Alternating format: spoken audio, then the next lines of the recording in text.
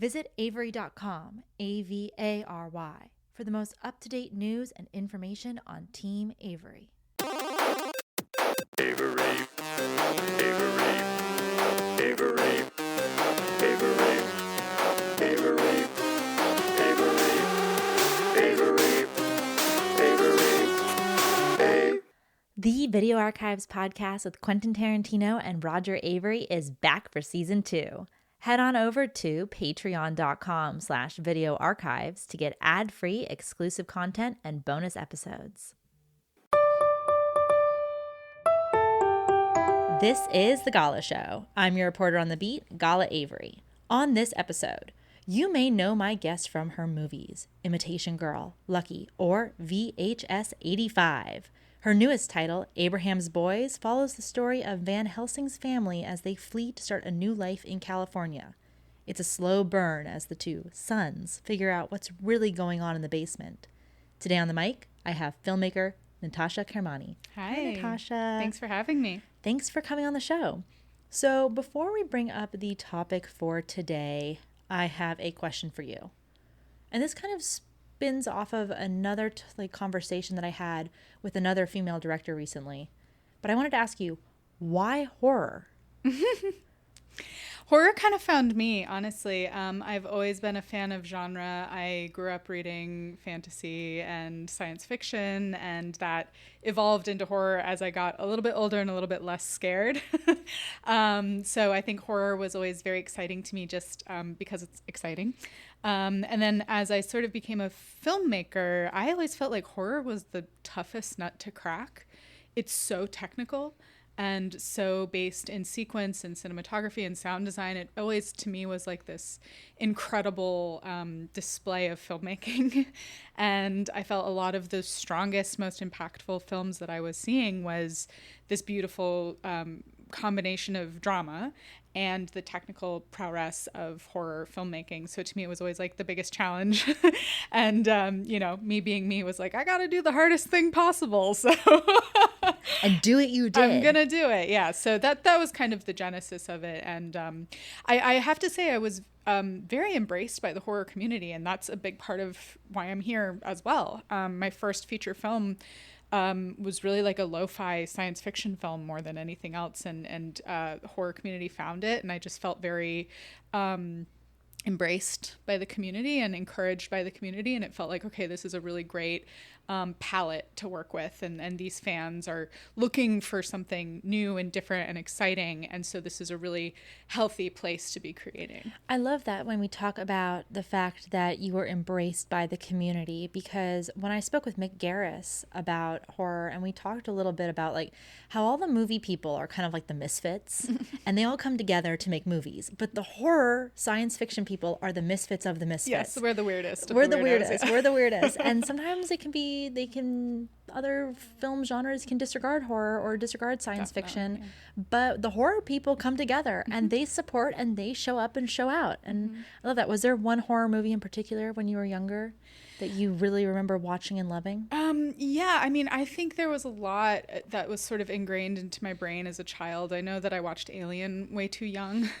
Yeah, and I did too. Yeah, that one definitely stuck with me. And then this is such a basic answer, but The Shining and I don't learning think it's basic. it. I don't think it's basic because that's a movie I still don't understand. Exactly. That's exactly my point, is like learning that movie and watching it over and over again and watching what he was doing. And he's just working on such a level of sophistication that With an adaptation. It's a level of technical sophistication, but you feel it emotionally, which to me, I'm like, that's you're doing the thing. You're really finding that. But I was a big scaredy cat. Final Destination really fucked me up as a kid. So like a lot of like urban legends, all the like 90s slashers that I saw too young, really scared me. And so I was scared away from horror for a little bit because it freaked me out. And then I came back to it as an adult. An adult, yeah. I know. I remember like my scariest movie, like Prince of Darkness, John Carpenter's Prince of Darkness. I still have nightmares that I have ringing in my ears. Super and it's my freaky. Future self trying to contact me. I also loved the X-Files, and I would watch it like with my eyes half covered. And I really credit the X-Files as well because it's such a beautifully made show. And then each episode sort of tackling its own unique version of horror, I think was a great like horror film school. Yeah. Just like great technicians doing great horror, and Mulder and Scully just trying to figure it out. I was like, And being a great romantic couple. I know. I The love best, it. The best. Now, as always, my guests get to bring their topic to the mic. So, Natasha, why don't you tell us what your topic is and why you decided to choose it? So my topic is broad, but my topic is masculinity. Awesome. No surprise. And I wanted to talk about it because I think a lot as a female filmmaker, I get asked quite a bit about the female gaze and the female lens. And part of why I was so excited about doing this movie was the opportunity to discuss masculinity and malehood and manhood and boyhood into manhood. And men have always fascinated me. They've always been very other. It's obviously my experience through the world. My worldview is informed by myself, my identity. And so I was very excited to do something that got to sort of talk about masculinity, but from my perspective. But before we get into the topic, it's time for a commercial break.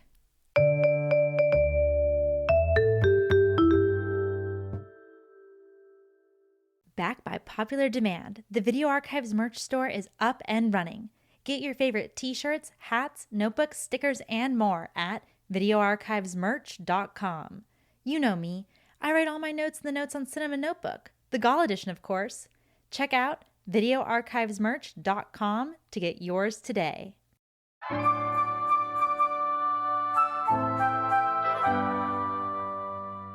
Hey, thanks so much for being a loyal listener. If you want to keep up with me off mic, make sure to follow me on Instagram at Gala Avery.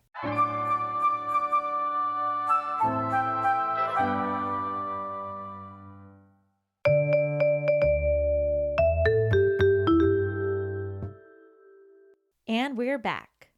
That is our topic for today, masculinity. I have 30 minutes on the clock and our time starts now. Okay, so I did not know your topic before we started, and I'm actually really excited because I think you and I are going to be on the same page about this, but maybe from different books. Okay. And I think one of my things is how you say that, and I agree because we're informed as women, but I never find men to be other. I guess I find them extremely relatable in storytelling. So I'm really excited to talk about this a little bit more. When we start out, I guess, have people told you that because you're a woman, you should just be telling female stories? I don't think it's that. I think that there is obviously a desire to see women's stories because they haven't been told. And especially in horror, where there's the final girl and a lot of strong female. And women have always been in horror. Like Mary Shelley invented the genre, Yeah. So that this is a place that we've always been. But I think that there isn't really, there's very little appetite of women telling men's stories, but when women do it, it can be extraordinary. I mean, like American Psycho is one of our Oh my best God, films. yeah. And also it's an entire female crew. It's a female director, female producers. It's, well, not entire female crew, but like a majority female crew. Right, interpreting source material written by a man, right? So, and I think, And a gay man. And a gay man, right? So I think there's there's a very interesting niche to find myself in, and I was very excited to dive into that. So especially this film, so we're talking about Abraham's Boys because I watched it, and it is definitely, it's like a boy's story, but there is a female component to it. Definitely. So do you feel like when you how did you approach the story? Were you... Yeah. So was it like your idea originally? Or? No, this is based on a short story by Joe Hill. And there are no women in the short story at all. It's just Abraham, the patriarch, and his two sons, Max and Rudy.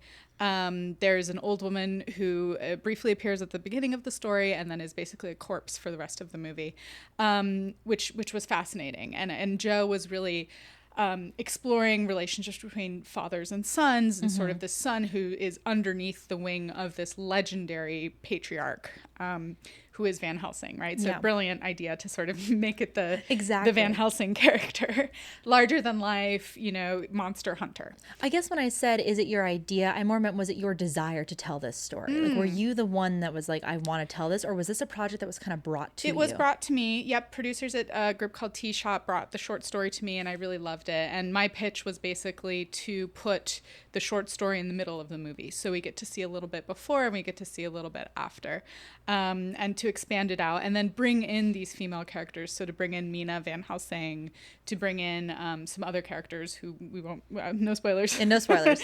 But to sort of paint the world a little bit more and expand it out a little bit more, so that we can kind of see this character of Max navigating his way towards manhood. So at the beginning of the story, and this is true for Joe's as well, he's very much not an empty vessel, but he's watching, he's listening, he's learning, but he doesn't know the man that he's going to be. He only exists in the shadow of his father.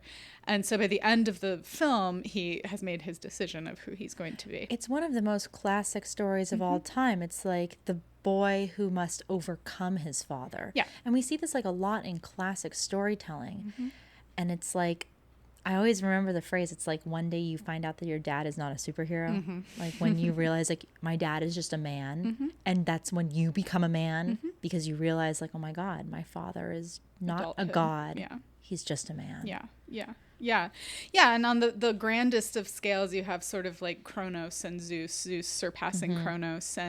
And then on the most micro level, you have the experience of that most children have of entering adulthood and realizing my dad is a flawed human being. Yeah, he's just like any of us. With his own worldview and his own baggage and all of that. And I think that idea of cycle was extremely important to us. And in the film, I also introduced the idea of Abraham's father. So the patriarch's father, and who was he? And, we don't see him in the film. He's not a big character, but it's something that Titus Welliver, the actor, and I spoke about quite a bit of who was his father, right? Like, what is that? What was the cycle? How does it inform his character? 100%.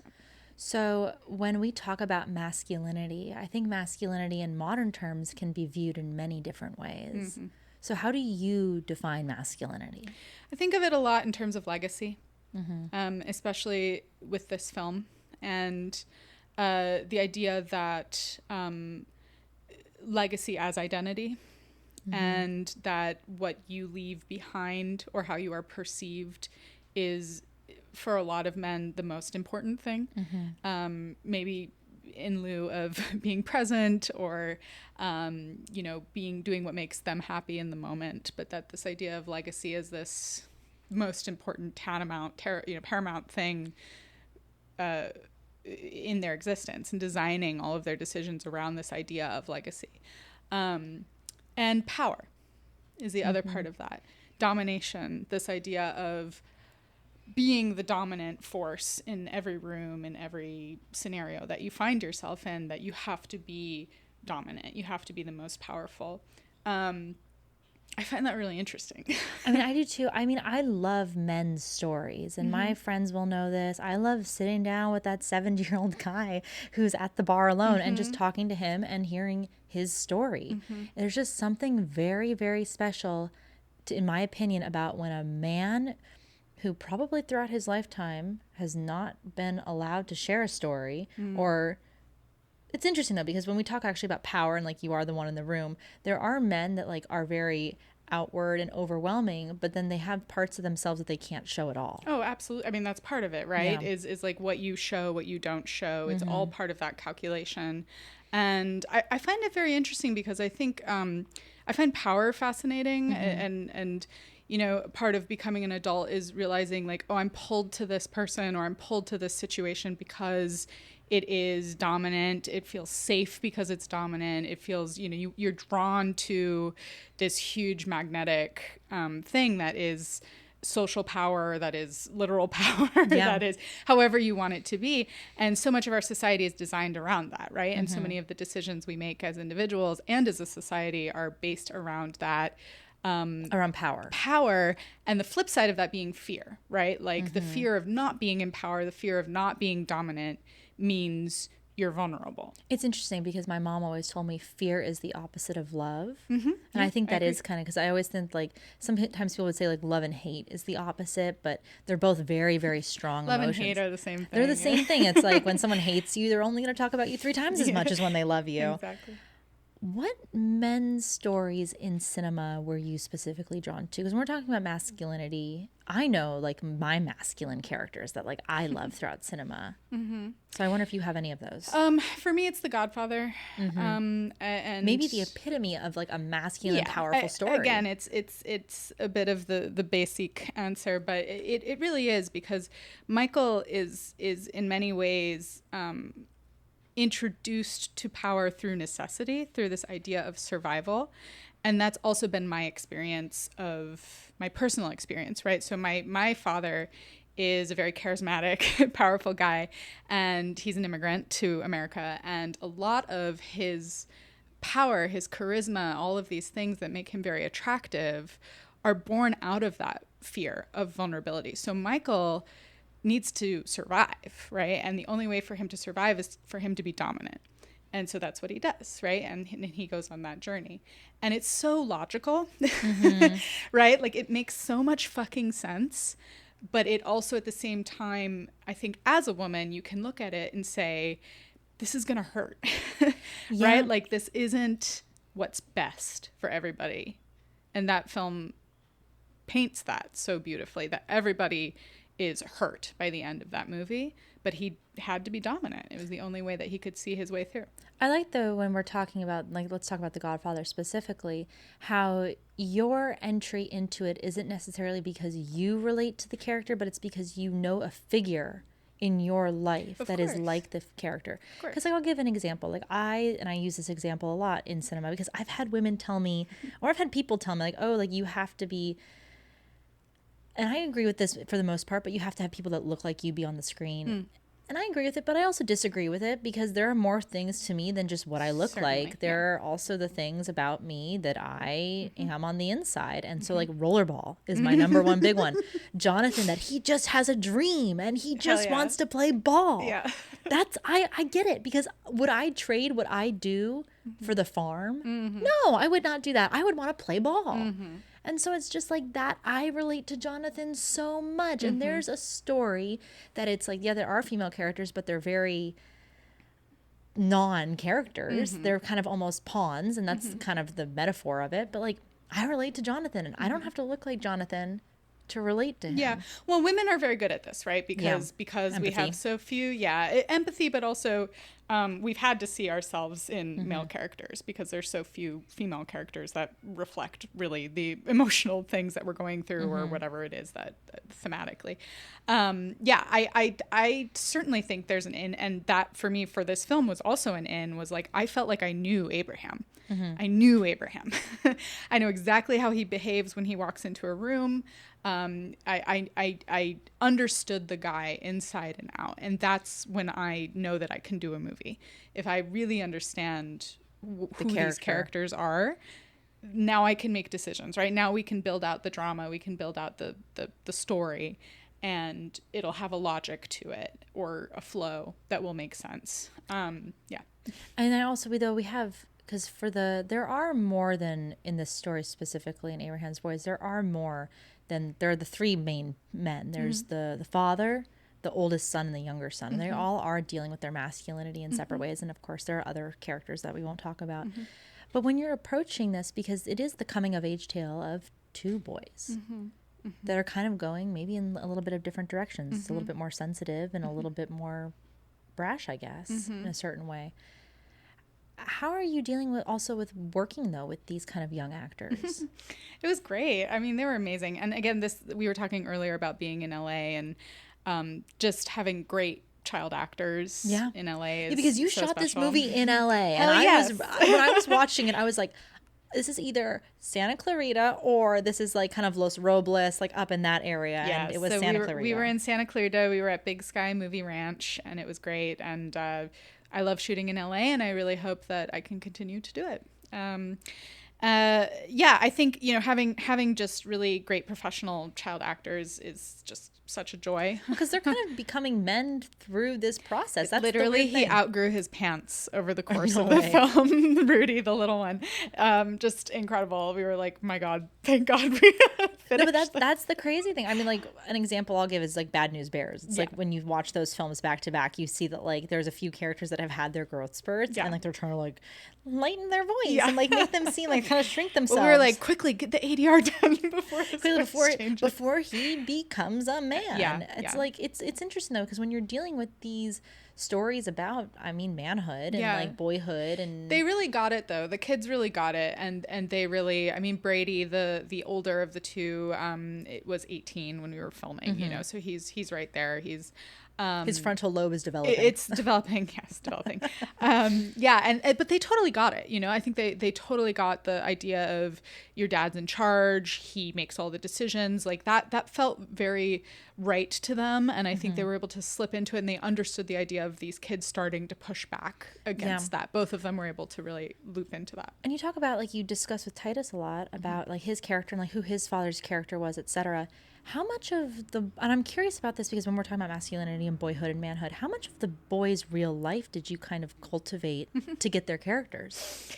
Yeah, I mean, I'm sure they pulled a lot. And honestly, the movie is set in 1915, so a lot of it was also calibrating to make sure we weren't being too modern. Yeah, because with it. and also when you're shooting, especially like this is shot digitally, like you want to make sure it's a period piece. Yeah. And you want it to be as accurate as possible. Yeah. To the time period. Yes, definitely. So a lot of it is like, you know, I think maybe today a kid would be like, screw you, Dad, I'm not going to do it. But this F was a you, very Dad. different time. No, this is like if you try to go out into the wilderness, you're going to get scalped. Yeah, you'll die. Like that's it. It is survival for these people, and especially because Abraham has invented this mythology of danger outside of the house, right? So we talked a lot about that you need to do what your dad tells you. Because he's the one that understands the world outside of the safety of the home.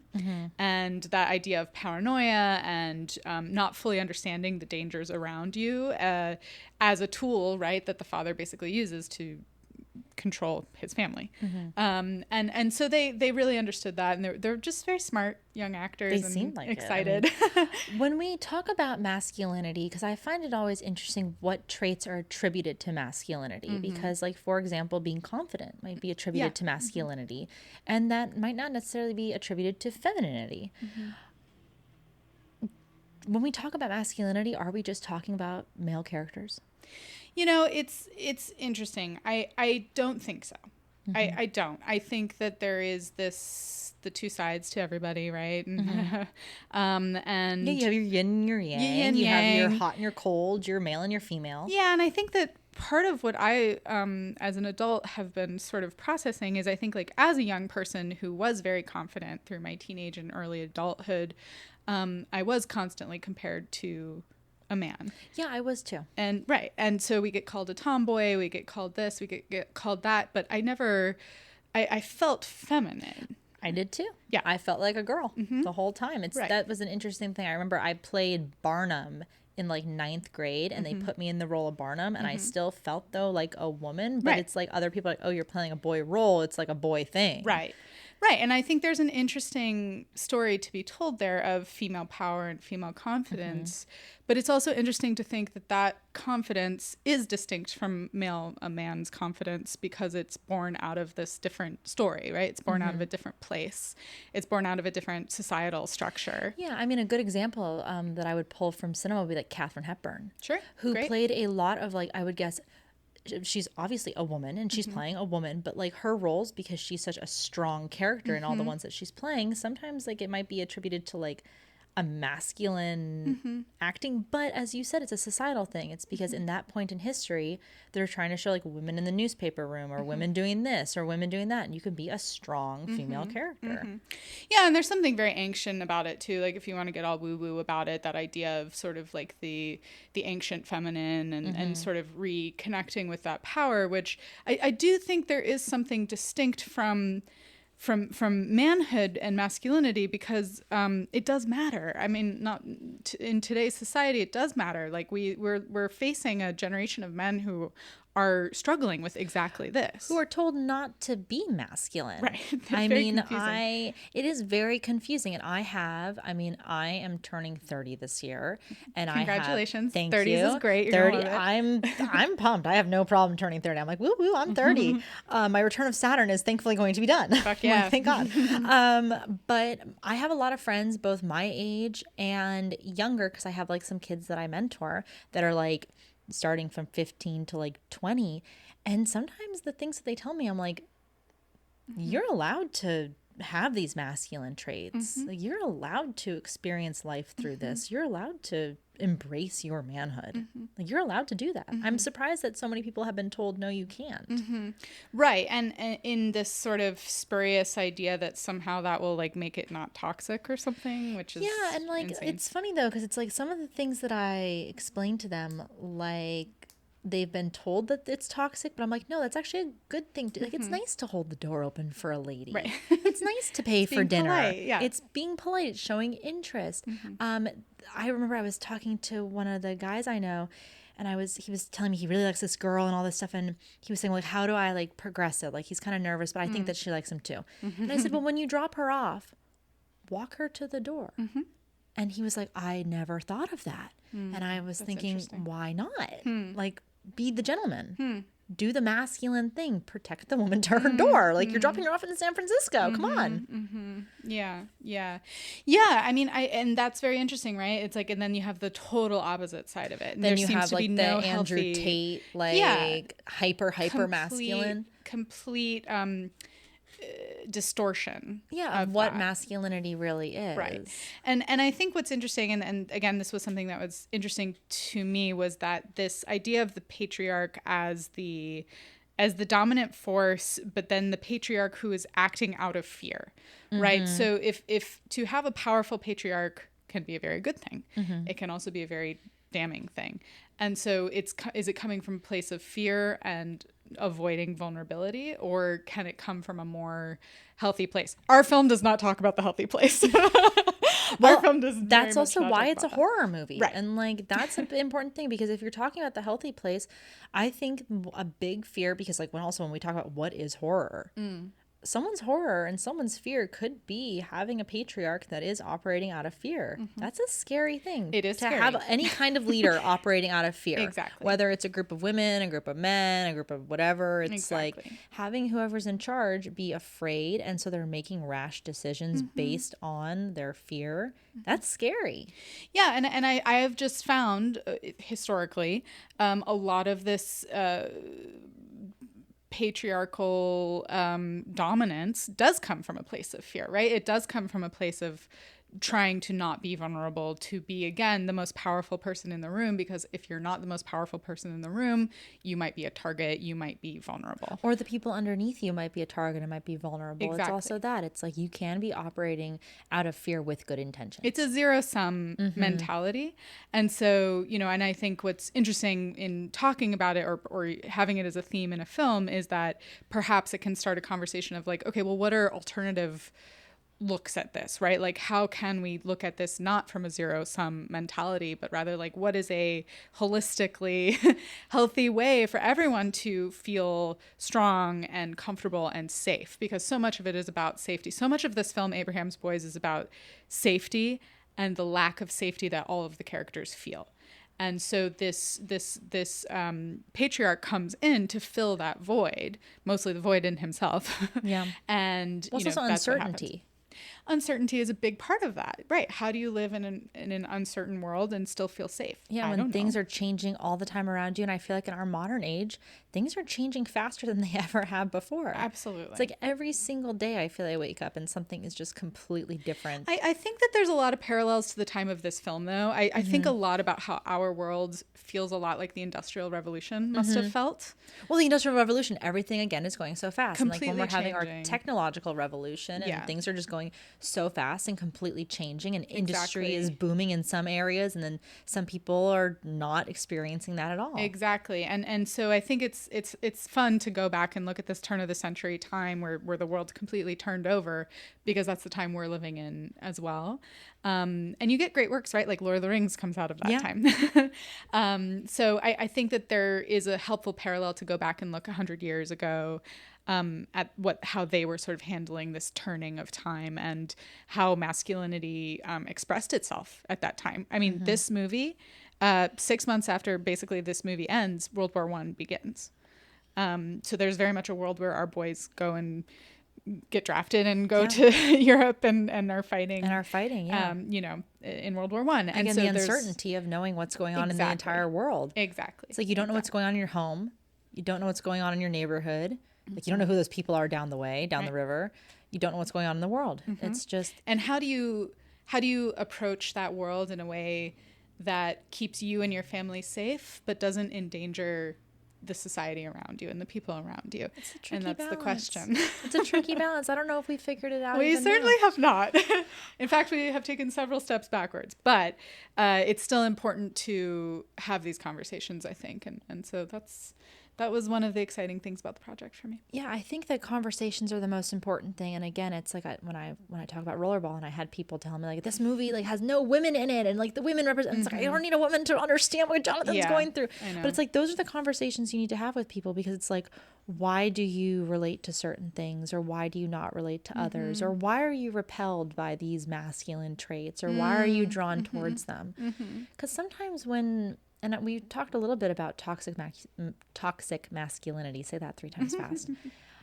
And there are a lot of repellent traits that get attributed to toxic masculinity, but there are also sometimes necessary traits, necessary evils, but maybe they're just amplified in an extreme way. Yeah. I mean, I think it's all very interesting because it's also always changing, right? Like it's a constantly shifting idea of what it means to be masculine from. Yeah, and also you have masculinity of persona, masculinity in emotion. You have it in physical appearance.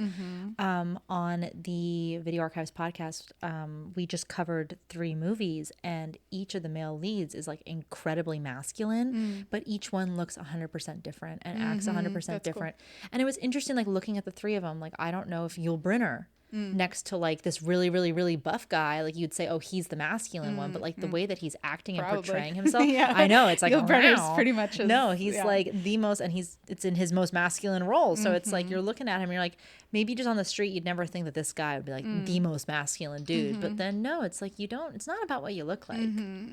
Yeah, and there's a good side and there's a not so good side of it, and I think it's also very difficult for men to calibrate that. And I think that there are times when Van Helsing was probably a great dad, and he taught his sons well, and he was caring and kind and patient and all of the things that he needed.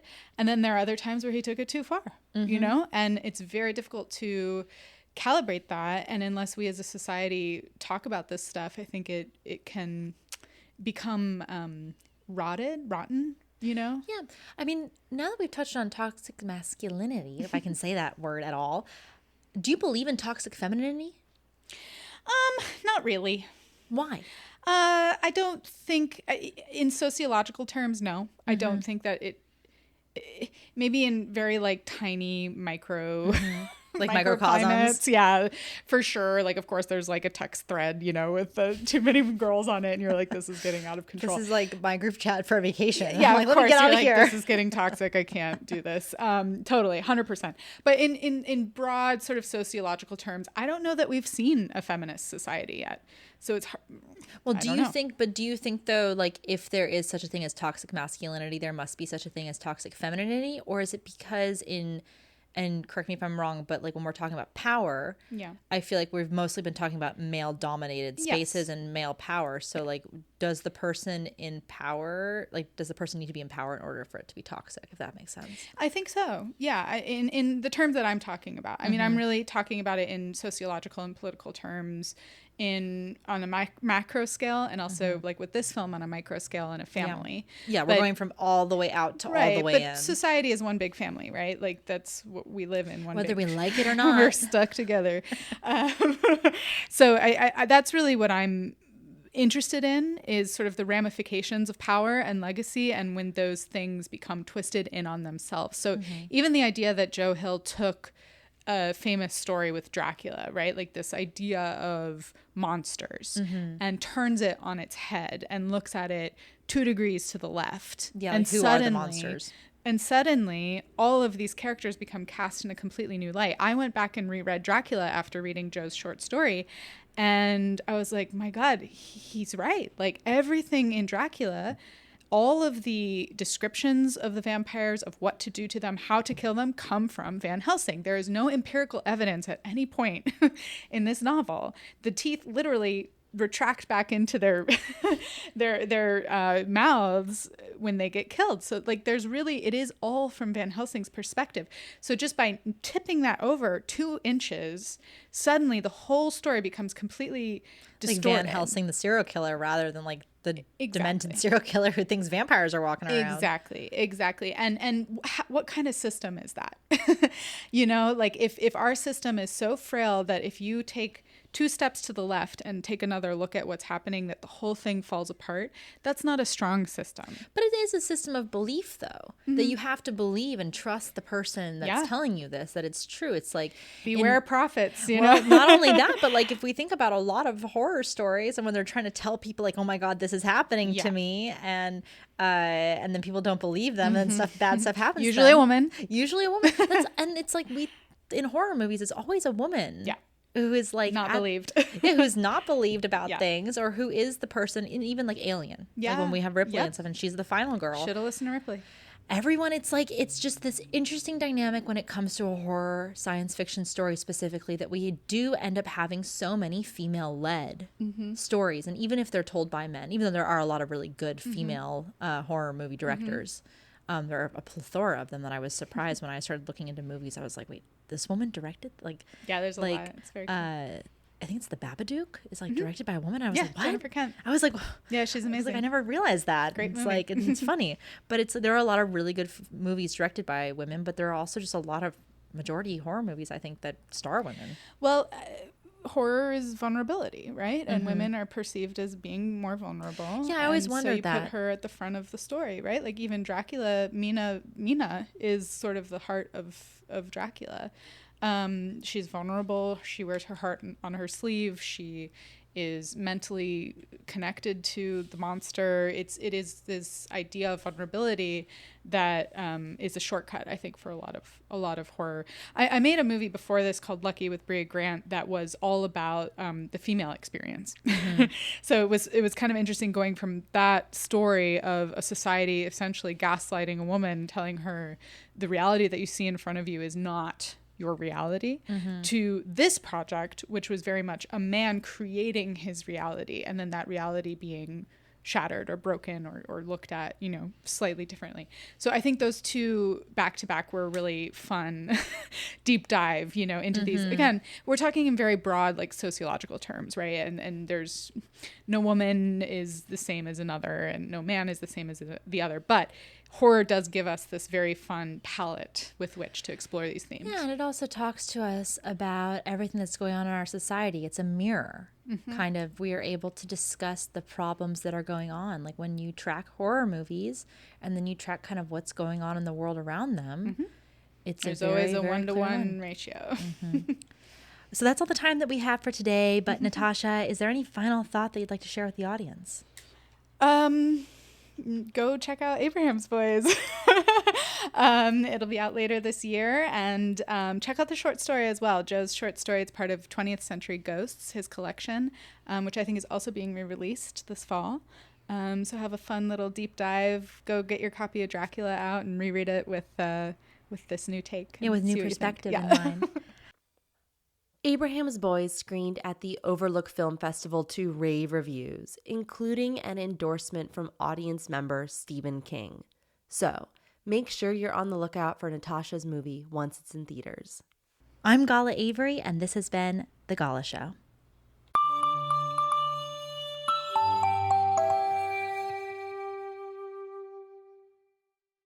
The Gala Show is brought to you by Avery.com. This episode was executive produced by Roger Avery and produced by Gala Avery. Music composed by Andy Milburn. Additional sound mixing by Eric Clapp. As always, I'm your host, Gala Avery. Copyright 2024, all rights reserved.